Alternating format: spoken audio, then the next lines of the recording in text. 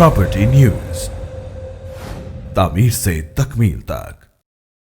अस्सलामुअलैकुम। Property news के साथ मैं हूं मुज़दलिफ़ा मरियम और आप देख रहे हैं प्रॉपर्टी न्यूज़।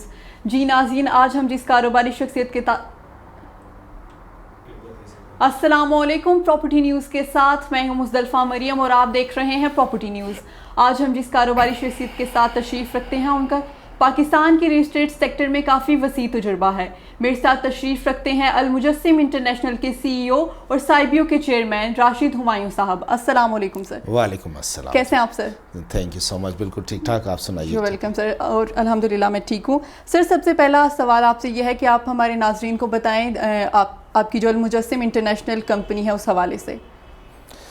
अल मुजस्सिम इंटरनेशनल कंपनी, इसकी हमने स्टार्टिंग ली थी UAE दुबई से। अच्छा। तो first we got registration over there, और उधर हमने तकरीबन 2-3 साल वहाँ पे काम किया। फिर आफ्टर दैट दुबई में थोड़ा सा जब रियल एस्टेट में रिसेशन आया तो हमने, चूँकि पाकिस्तान में हम किसी और नाम से काम कर रहे थे, देन वी थॉट कि we should also register the same name in Pakistan. तो अभी हम पाकिस्तान में भी हम ये बिज़नेस कर रहे हैं और माशाल्लाह इट्स गोइंग वेल। अच्छा, अल मुजस्सिम इंटरनेशनल क्या क्या काम कर रहा है, मतलब उसकी क्या स्पेशलिटी है कि रियल एस्टेट सेक्टर में उसका क्या किरदार है?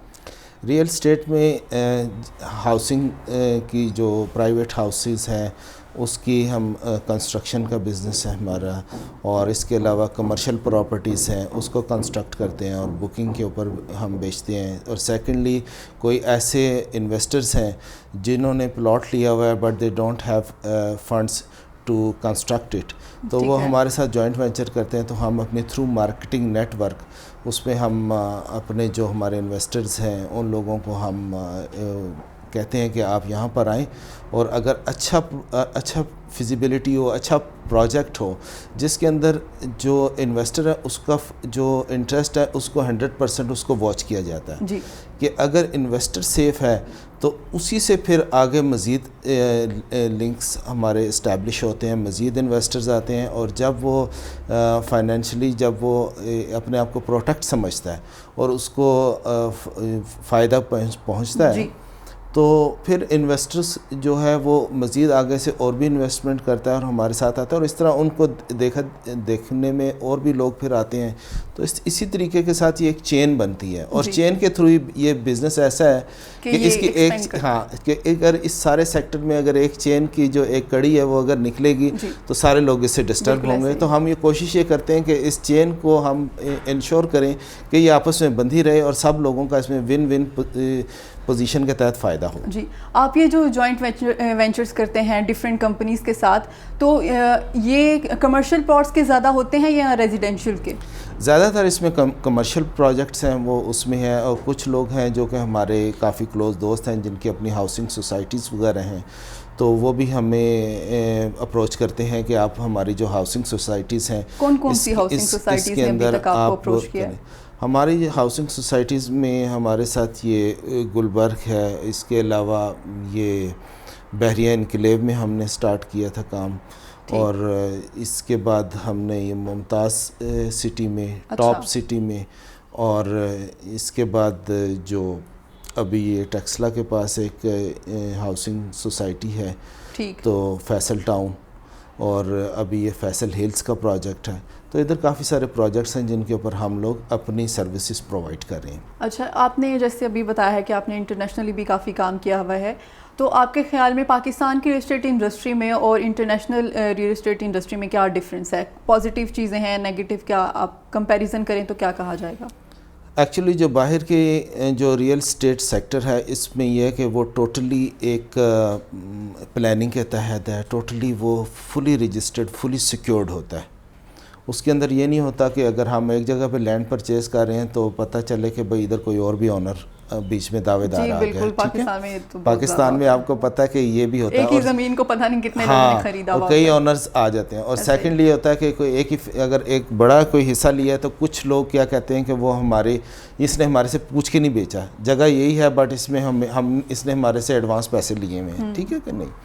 और इसके अलावा एक ये कॉम्प्लिकेशन आती है कि आपने लैंड कहीं और परचेज़ की है دکھائی آپ کو کہیں اور جاتی ہے, اور وہ پیپرز ہوتی میں وہ کہیں پیپرز اور میں وہ کہیں اور ہوتی ہے. تو اس میں یہ ہوتا ہے کہ یہ تھوڑی سی کمپلیکیشنز ہوتی ہیں. اور سیکنڈلی ہمارے جو فیلڈ ہے اس کے اندر ایک بچہ جو اسکول سے نکل کے آتا ہے اس کی کوئی ٹریننگ نہیں ہے, اس کو کوئی پتہ نہیں, وہ آ کے ریئل اسٹیٹ کا کام سٹارٹ کر دیتا ہے وداؤٹ اینی ٹریننگ. بالکل ایسا ہی ہے, نارملی امیج بھی ریئل اسٹیٹ سیکٹر کا یہی جاتا ہے کہ اس سیکٹر میں جتنے بھی لوگ ہیں انڈسٹری میں وہ سارے ان پڑھ ہیں, انہیں کوئی کچھ پتہ نہیں ہوتا, جو کچھ نہیں کر سکتا وہ ریئل اسٹیٹ میں آ جاتا ہے. Exactly. On the other hand اگر آپ ویسٹرن کنٹریز میں دیکھیں اور یا کسی بھی اور کنٹریز میں دیکھیں, اچھے جو کنٹریز ہیں جہاں پہ کوئی رولز ریگولیشنس کو فالو کیا جاتا ہے اور گورنمنٹ لیول پہ کروایا بھی جاتا ہے, ادھر آپ یہ دیکھیں پہلے اس کا پراپر کورس ہوتا ہے, اس کی اسٹڈی ہوتی ہے.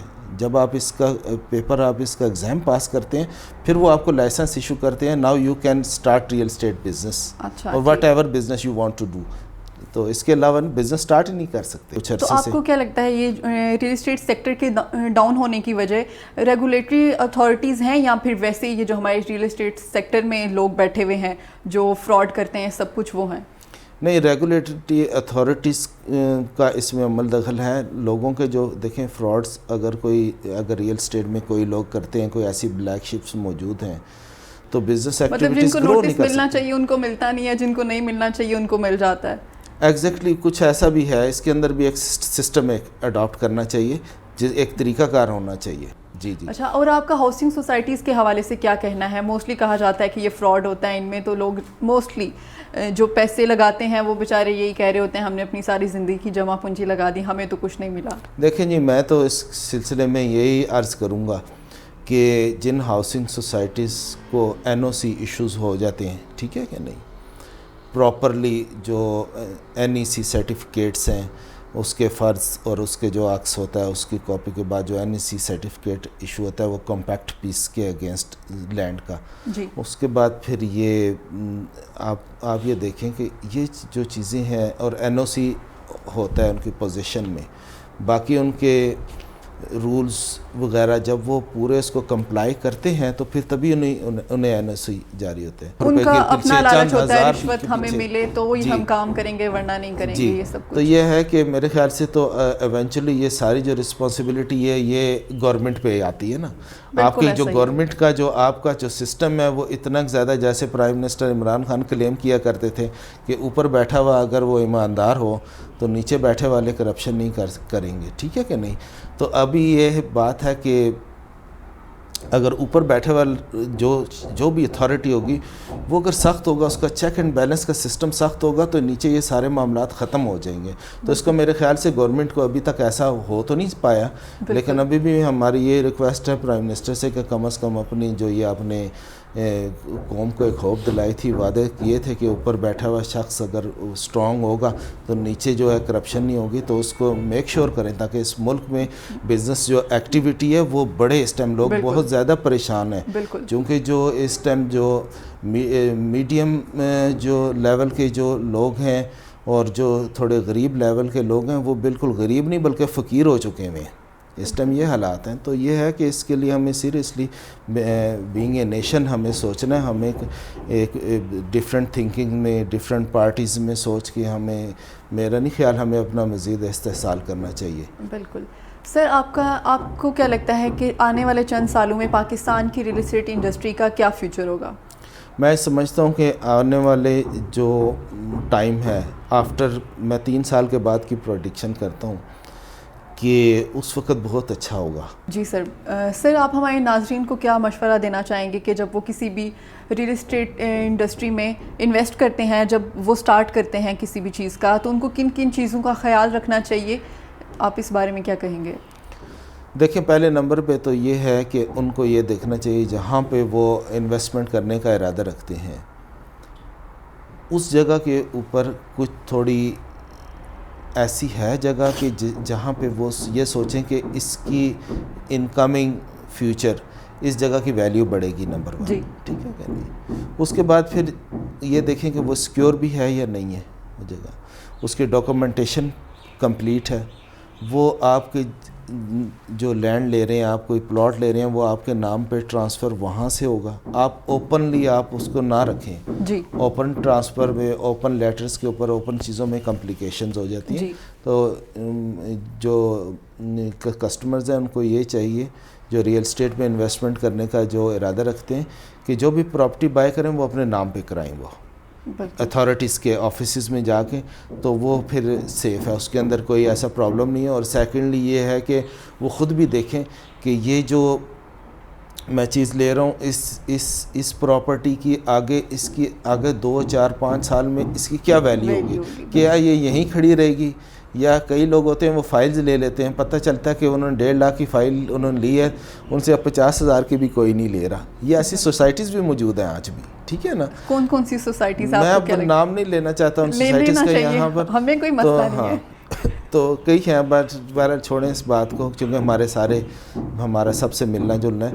تو لیکن یہ ہے کہ کئی ایسے سوسائٹیز ہیں جن کی کافی زیادہ وہ جمپس بھی اس میں لگتی ہے, بوم بھی آتا ہے. بٹ یہ ہے کہ میرے خیال سے تو یہ کافی ٹرکی ایک چیز ہے جو کہ آپ کی مائنڈ کے مطابق آپ کو انویسٹ, اور اگر آپ کو اچھا ریئل اسٹیٹ ایڈوائزر مل جائے جو کہ آپ کے ساتھ سنسیئر اور لائل ہے, آپ اس کے ساتھ چلیں تو جو کلائنٹس ہیں ان کو کوئی نقصان نہیں ہوتا انویسٹرز اور کلائنٹس کو. ٹھیک, تھینک یو سو مچ سر آپ کے وقت کا, اور امید کرتے ہیں کہ ہمارے ناظرین کو بہت ساری چیزیں کلیئر ہو گئی ہوں گی کہ پاکستان کے ریئل اسٹیٹ سیکٹر میں انویسٹ کرنے کے لیے ہمیں کن کن چیزوں کا خیال رکھنا چاہیے, اور ہماری حکومت کو مزید کیا اقدامات کرنے چاہیے, اور کس طرح سے ہم پاکستان کے ریئل اسٹیٹ سیکٹر کو مزید بہتر بنا سکتے ہیں. جی ناظرین, ہماری نئی آنے والی ویڈیو کو دیکھنے کے لیے ہمارے چینل کو سبسکرائب کریں اور ہماری ویڈیو کو لائک کریں. تب تک کے لیے ہمیں دیں اجازت. اللہ حافظ.